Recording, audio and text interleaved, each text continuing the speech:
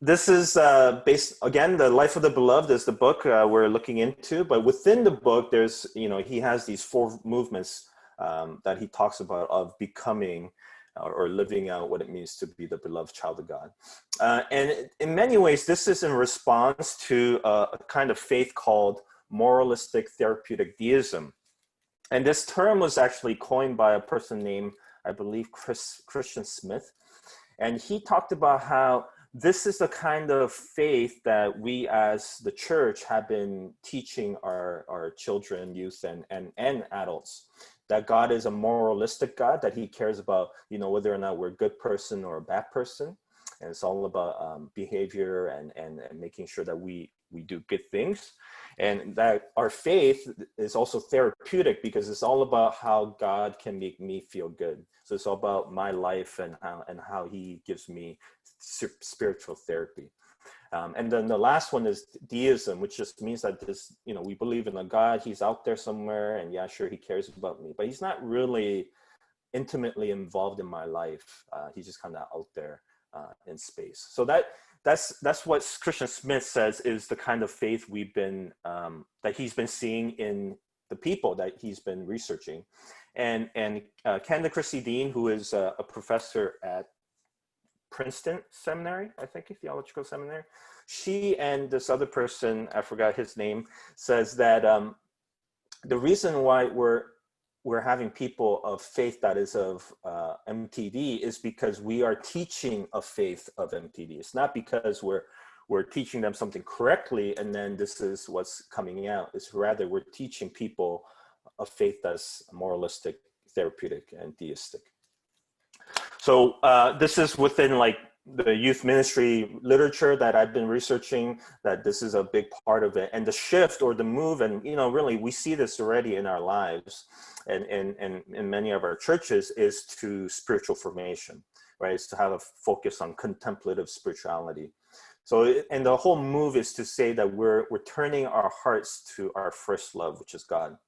And that call is to die to ourselves and to live for Christ, and we can connect with God through contemplative spirituality.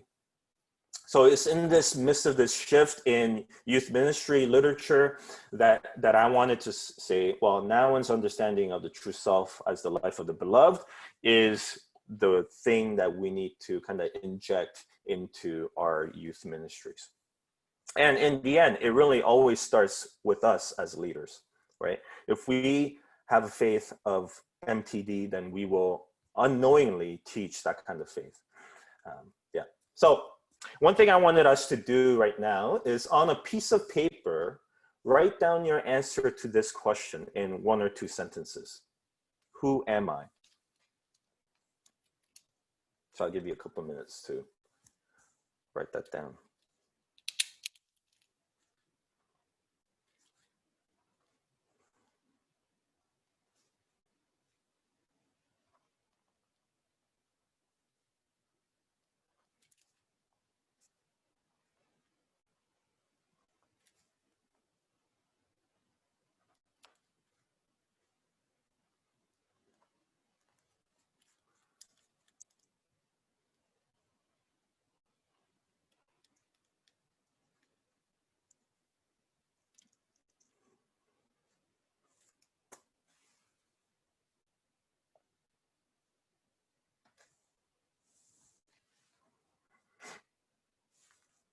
Okay, so I won't have you read it out, but what I want you to do now is to look at that with the 3 lies of identity. So Henri Nouwen talks about these 3 lies of identity. And the 3 lies are, I am not what I do, I am not what I have, and I am not what others think about me. So I don't know about you, but the first question we usually ask ourselves, or someone asks us when we're in conversation with someone, is what do you do? And as pastors, I find I don't want to say more than others, but in many ways, we as pastors carry around our identity within our job. So me being a pastor, and even just saying being a pastor, puts pastor, that title of pastor, as part of my identity of who I am. So now it says, we are not what we do. The other thing is, the second one, I am not what I have, is that we're not what we own. It's not the job we have. It's not the car that we own, or that house, or even a degree. Our world, though, would say that it is all about what we have and what we own, and that in many ways, the things we have and own are more important than people, right? So we fight over stuff in the expense of people. For instance, the whole Gulf War was around oil, right? Or so people argue that it was around oil. And so we're fighting and killing people over a thing, right? Oil is money, money is power, etc. So we are not what we have. And the third one is, we are not what others think about us. I don't know about you, but when did you start caring whether or not you smelled? Like for me, it was when I was in high school, I started to care more about how I smelled. And when we were in high school, we used to go to the mall and hang out a lot. And one of the things we used to do is walk through like Eaton Center or the Bay, and they would have a cologne section, right? And then they would have samples. So we would always go and like spray ourselves with the samples, right? And then take the free samples and stuff. And that was part of us realizing and me realizing that I care about what people think about me. And we know this is true, is that when someone says something negative or criticizes you about something, how long does that thing stay with you? For me, like I'll like think about it, I'll fester over it, like the thing festers and it like stays with me for a very long time. And just by us knowing our youth and even ourselves with Facebook and Instagram likes, right? That, we hear about youth getting depressed when they don't get enough likes. I know that's has to do with some of the neurological things around getting dopamine hits every time someone gets a like. But at the same time, we know that we want people to like us. And now it says, we're not what other people think about us, nor are we what we think about ourselves. So we're not what we do, what people say about us, and what we have as part of who we are. It'd be interesting for you to take a look at what you wrote down as your who am I statement, like I am statement, versus these three lies of identity. It doesn't mean that none of these things they're not important. They are actually really important. But that's why Nouwen says, actually, even though they are very important and can help make up who your identity, it's not the core of who you are. So when we start over identifying with any of these three lies is when we are living out of our false selves instead of our true selves. So again, I mentioned before, true self is that we are our truest self when we are in relationship with God. And there's this resurgence of this concept within Christian spirituality, and at least in the Protestant side, it's been around for a long time in the Catholic tradition, but it's becoming more prevalent in the Protestant side of things. And this doesn't mean that, in the past, I remember when I was taught, the whole thing about be like Jesus, we're supposed to be like God, be like Jesus. But that's not true. The more we get to know God, the more we are in relationship with the triune God, the more we become not like God, the more we become the way God made us to be. We become more of who we are, right? So because we're never going to be God. We're not becoming God. We are becoming more like God, in the sense that more, not like God, sorry, more the way God intended us to be, the way he made us. So we are always going to be his creatures. We're never going to be God. So that's one thing to clarify there. So now it says, from the moment we claim the truth of being the beloved, we are faced with the call to become who we are. This is where Nouwen wants us to start, is to claim that we need to claim the truth that we are the beloved child of God.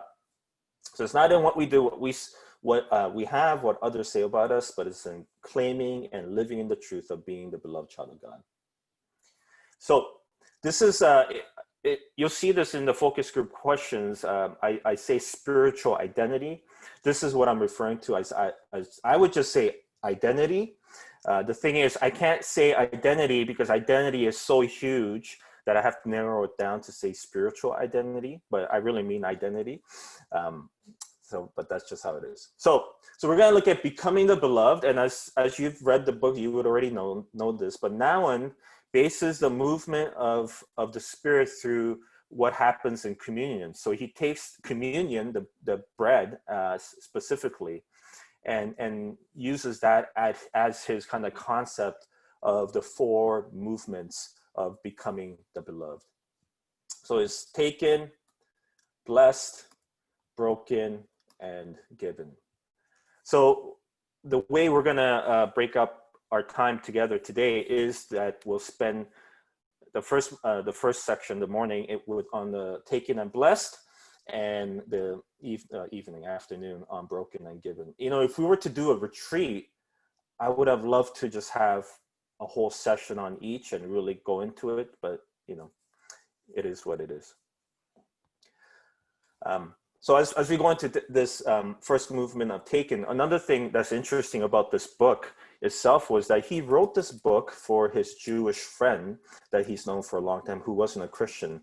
And the friend said to him, you know, I know you're a Christian, I know you believe in God, all of this. How would you share this? How would you share what you believe about God and your faith to a non-Christian, to someone like me or to my friends? And this was his attempt at it. It didn't actually help his friend much, but then it had the unintended consequence or the blessing of people like us, Christians, actually really taking hold of it. And that's why it became kind of popular. So anyway, so we'll start with taken. And I'm going to try to fly through it because I just kind of gave you an intro and now we're going into these two movements, but so bear with me as we go through this. So the first movement is taken. So taken, for Nouwen, he uses another word versus taken because taken sounds very harsh. He says the other word for taken would be chosen.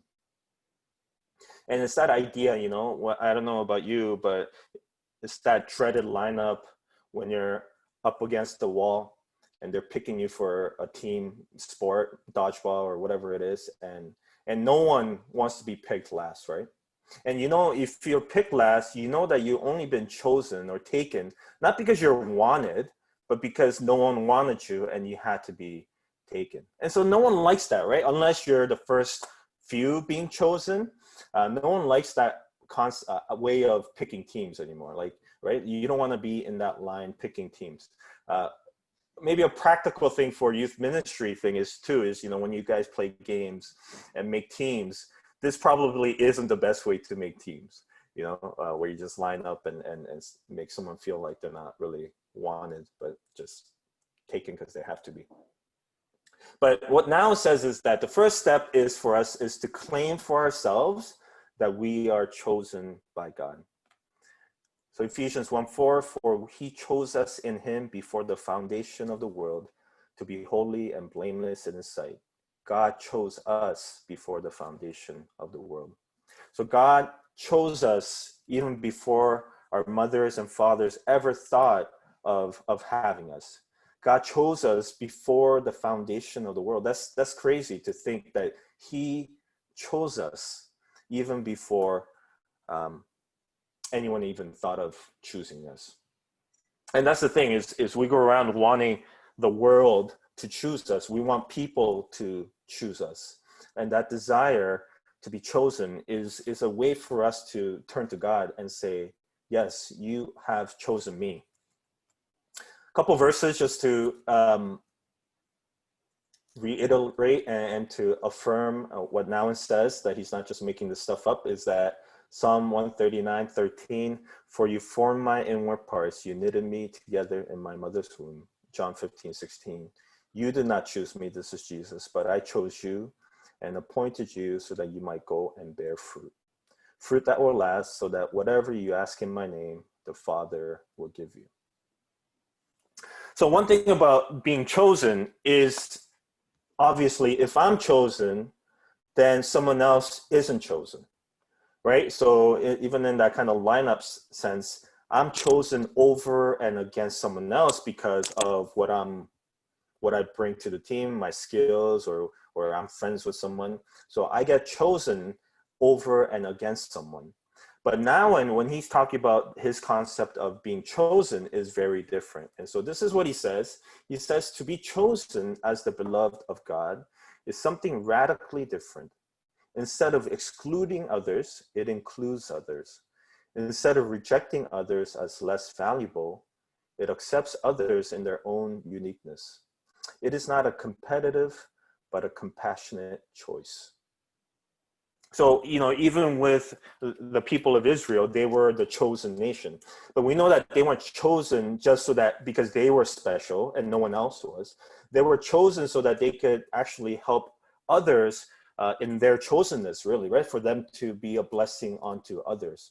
But, and just like how I would be, they did the same thing, which is they felt like we're special and you're not. And one thing I love about Nouwen's understanding of being chosen here is that when we truly accept and embrace the idea that we're chosen, then we want to help others discover that they themselves are also chosen. I remember when my youth pastor saw something in me and I felt chosen by him, it did make me feel special.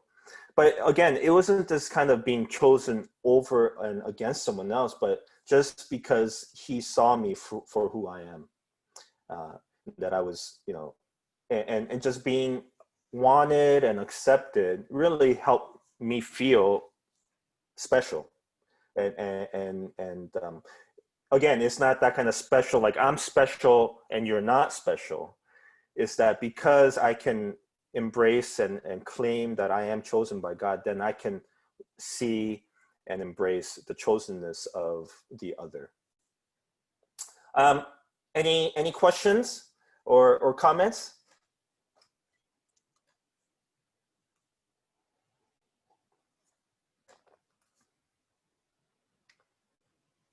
All right.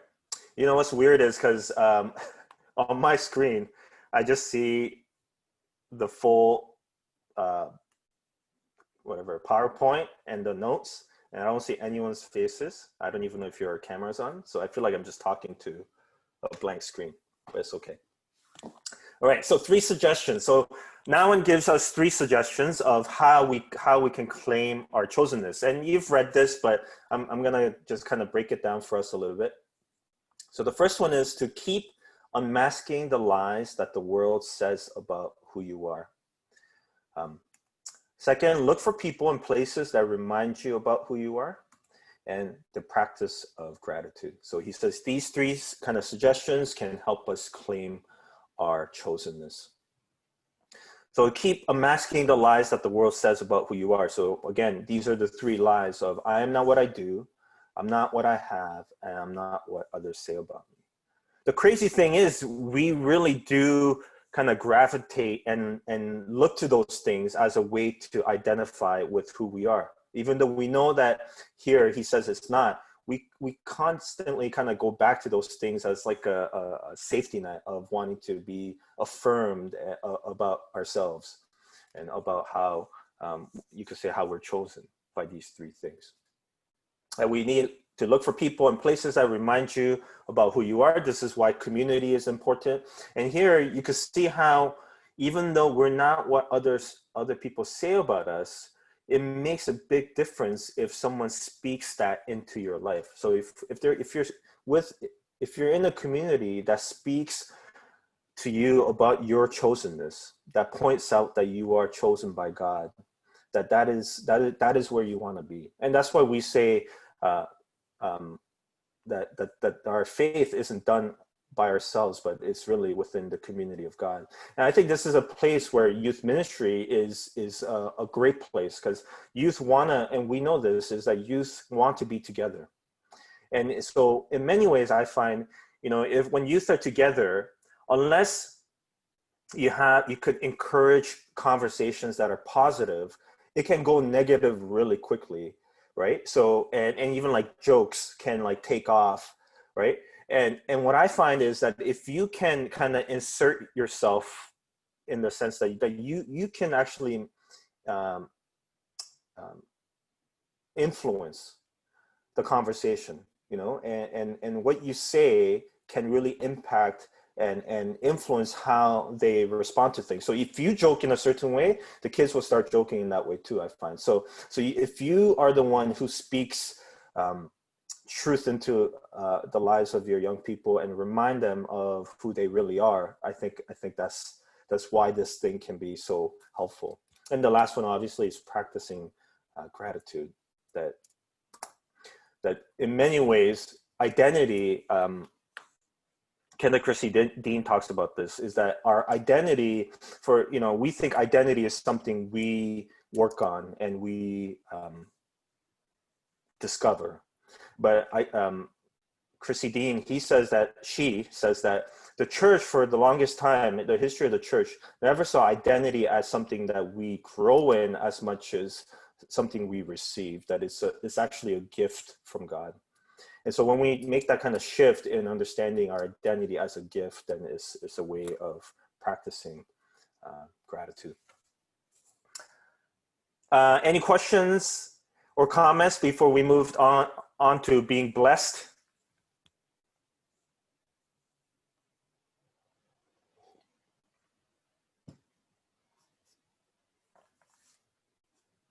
All right. So the second movement is being blessed. So Mark chapter 1, verse 9 to 11, in those days, Jesus came from Nazareth of Galilee, and was baptized by John in the Jordan. And when he came up out of the water, immediately he saw the heavens being torn open, and the Spirit descending on him like a dove. And a voice came from heaven, "You are my beloved Son. With you I am well pleased." So here's a story of Jesus in Mark where he's being baptized by John the Baptist. And we know the story that as he comes out of the water from being baptized, there's a dove that descends on him and the voice of the Father saying, "You're my beloved Son." And, we see the triune God in this story. One thing, and what Nouwen does is Nouwen really focuses on this story as the place to not only see that Jesus is a beloved Son of God, that we ourselves can claim this for ourselves. So here you see a blessing of the Father on his Son and affirms his identity to those around him, that he is the Son of God. And now it says, so to give a blessing in many ways is to affirm, to say yes to a person's belovedness. And more than that, to give a blessing creates the reality of which it speaks. So the word blessing comes from the word eulogio in New Testament, which is the word for eulogy, to say a good word. So we get the same word when we, so usually when you do a eulogy during a funeral is to say a good word about a person. And it's the same word where we get the word benediction, which means to say a good word over. The Greek word logos, as all of you already know, is the second half of the word eulogio, which we know in Greek philosophy and early Christianity and the Old Testament, the understanding of the word is that it's not merely something that's just said, but it also causes what is being said to actually happen, actually come into existence, right? So that's why we talk about in the beginning, God spoke and said, "Let there be light," and there was light, right? Because when God speaks, what he says, his word becomes actual reality. So this is why a blessing for Nouwen creates the reality of which it speaks.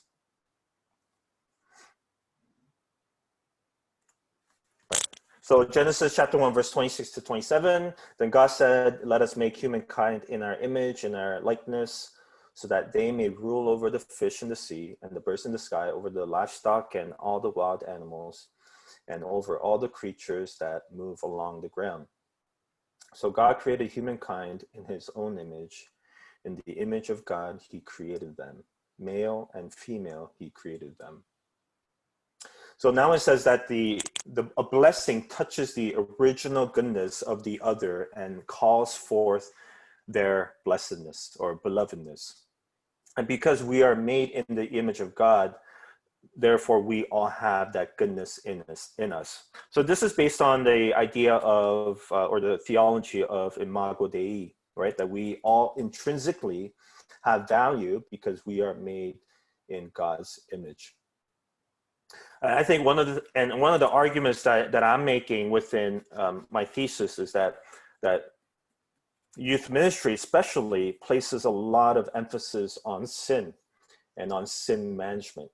And we give sin too much power than it deserves. I'm not saying sin isn't powerful, and there's and the negative, just the badness of sin, but why do we give more power to sin than it deserves? Because what we're saying is that is sin stronger than the goodness of God's creation? Because I would say no.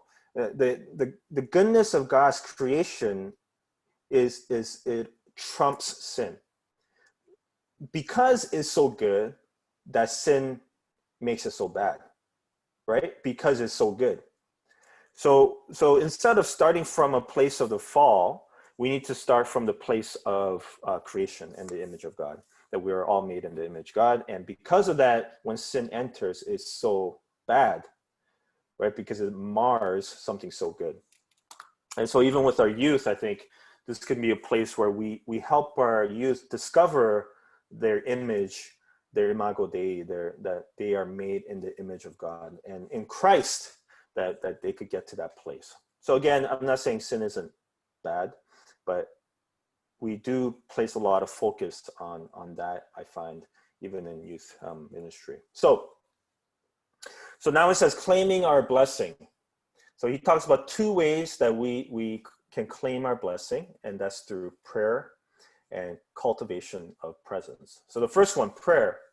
He says the real work of prayer is to become silent and listen to the voice that says good things about me. I don't know about you, but silence and solitude is really hard. Many of us have our phones on constantly, notifications dinging all the time, multitasking, trying to do a bunch of stuff at the same time. And to just be able to sit still and to be silent is a challenge. But what Nouwen says is that it is in silence and solitude that real conversion takes place. So he says silence and solitude isn't private therapy. It's not a way of just kind of meditating. It's just not some kind of new age meditation stuff, but rather it's a place of conversion where we die to ourselves and find our true selves as a beloved child of God. It seems very simple, right? Like obviously you can't hear from anyone, let alone from God, if you're preoccupied with other things, right? So even I don't know if you've ever done this or experienced this, where you're having a coffee or a meal with someone and they have their phone on them, and while you're trying to have a conversation with them, they're just like texting away or responding to something. It's just like, and I find I've caught myself doing that as well. When you're doing that, you're not really listening to that person. You think you could multitask and do that, but if we have a hard time always hearing what the other person is saying to us when we're doing this face-to-face, how much more do we need to get to a place of quietness and stillness to hear the voice of God? And what Nouwen says is that the more we go in, the more we can hear the voice of God that says that you are my beloved. And what he says is that usually what we hear is the curse versus the blessing. So we always focus on the curse. So when we try to get to a place of silence and quietness, the first thing we hear is all the negative voices, all the things that we were supposed to get done, or things start to rise up and thoughts start to come to our minds of things that we may or should deal with, but because we keep ourselves so busy, we don't deal with that, and we just kind of put those things away. Is that he says we need to be able to get to a place even to go beyond that, because once you go past that, of all the noise, of all the things, to-do lists, that's when we can hear the voice of God saying, "You are my beloved child of God." So he says that's the real work of prayer, is to become silent instead of, what we usually think of prayer is a lot of talking. So a good question for you is have you ever tried this even with your youth, right? Have you ever been to, when you do a prayer meeting or when you're at a youth group time, have you just had a few minutes of silence to teach your kids what that would feel like? Here's some, common prayer practices that are that can aid in this rhythm of kind of quieting down and listening. Is Lectio Divina, which is sacred reading through Scripture, the daily examine, and something like this, a retreat, is another way of unplugging and slowing down. The second one he talks about is cultivating presence. So again, it's very similar to stopping and listening. But what he talks about is how often we as Christians, even out of maybe out of humility or false sense of humility, that when someone says something good about us, right, we just kind of brush it away. Oh yeah, no, it's okay, no big deal. But when someone says something negative, like I mentioned before, do we just let that brush by? No, we're like in it, right? And we're like, why is that person saying that about me? You get defensive, then you start thinking about like what did I do that was wrong, or this person is wrong, and you start mulling over that. And what now it says we need to do is to stop and to soak in or to savor when someone says good things about you. So, and this is one thing that I have a hard time doing as well, right? It's just like when someone says something good, yeah, oh, no problem, it's not a big deal. But I've been trying to practice that idea of, okay, how do I soak in when someone does say something good about me? So, for instance, one of our deacons not too long ago was telling myself and Greg, my co-lead, that we've been doing a good job throughout this time. And, I was just at home by myself, we're doing this over Zoom. And I said, you know what, I'm just going to take that in. Right. And so I had I physically had my hands opened up, like my palms opened up, and I just soaked in what this person was saying about me and the good things that she had to say about how we were handling COVID, right? Because it's really easy for me, especially, I find, to look at all the things I haven't done and how I could do this better and I need to fix this. But instead to say, you know what, this is a hard time and all of us are going through a hard time and we're managing and trying our best, or even if we're not trying our best, we're doing what we can. And when someone says something good about you, to just accept it and to savor it, instead of just like letting it go by. Now it says, when we hear within ourselves the voice calling us by name and blessing us, the darkness no longer distracts us. The voice that calls us the beloved will give us words to bless others and reveal to them that they are no less blessed than we. Just as we can help others discover their chosenness, when we can claim for ourselves our blessedness, we will become more people who can bless others and say good things about them. What if our jobs as youth pastors and leaders is to show our young people that they are chosen and blessed by God?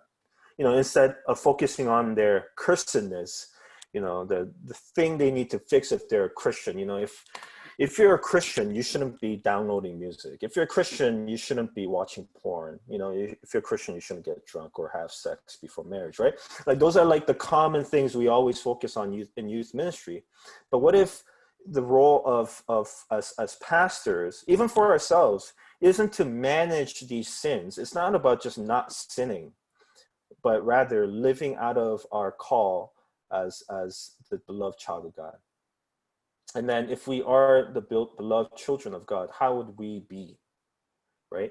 So then sin or our behavior becomes an outflow of who we are versus just some window dressing of what we need to fix on the outside.